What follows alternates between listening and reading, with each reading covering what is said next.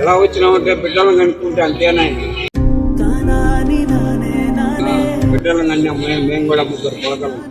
ఒక కొడుకు అరబీ దేశంలో పెద్ద ఇంజనీరింగ్, ఆయనకి ఇదాది తల్లికి 5 లక్షల రూపాయలు 7 లక్షలు ఖర్చు పని నేర్పించినాము. నేను దానికి పని పట్టుకోను, కంపెనీలో చేస్తాను. నేను చూసుకోలేదు, కూరగాయలు అమ్ముకుంటాను. ఇద్దరు వ్యాపారం వచ్చి నేను కూడా, నాకు కూడా అక్క ఉన్నది, అమ్మ ఉన్నది, అన్నమ్మ ఉన్నది, బంధువులు ఉన్నారు. నేను ఉండాలని అడిగితే అది అమ్ముతావా నువ్వు వస్తావా, అది అమ్ముతావా వస్తావు. ఒకటే అన్నం పెట్టినప్పుడు అదే రస్తా, మందు పెట్టినప్పుడు అదే ఇష్టమయ్యా. చెప్పు, ఎవరిది తప్పు? బిడ్డలు తప్ప, కన్యాని తప్ప?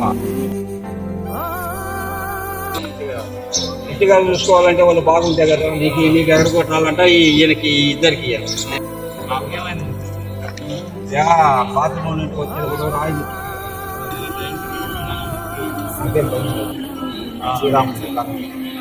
దేవుడికి నాకు కడుపు నిండా కూడు పెడతాను. తప్పు మనం ఎదురు దేవుడిని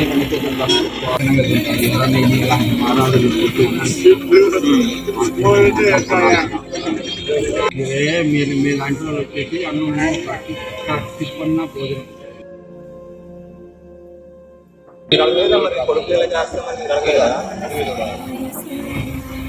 నువ్వు నేను ఇద్దరం ఎందుకు కొట్లాడుకోవాలా? నువ్వు కొడుకు, నేను అప్పని అదే కొట్లాడుకొని ఆ రస్తాలు పడే లేకుంటే ఏం లేక అన్నీ ఉన్నాయి. కొట్లాడుకొని వద్దులో నేను మీకు లక్షలు ఉందండి. ఇక మనమే పెళ్లి చేసుకునేది లేదు, బిడ్డలు అనేది లేదు, కనేది మీరు చేసుకునేది మీరే తిరుగుతాను.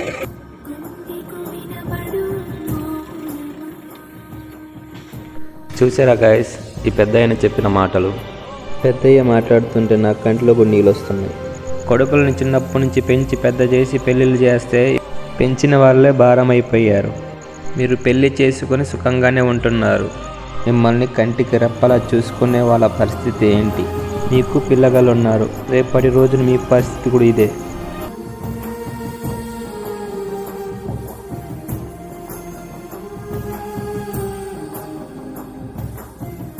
పేరెంట్స్ మీరు కొద్దిగా అర్థం చేసుకోవాలి. కొడుకులైనా ఎవరైనా సరే కొద్దిగా ఇలాగా చేయకండి, ఇది కరెక్ట్ కాదు.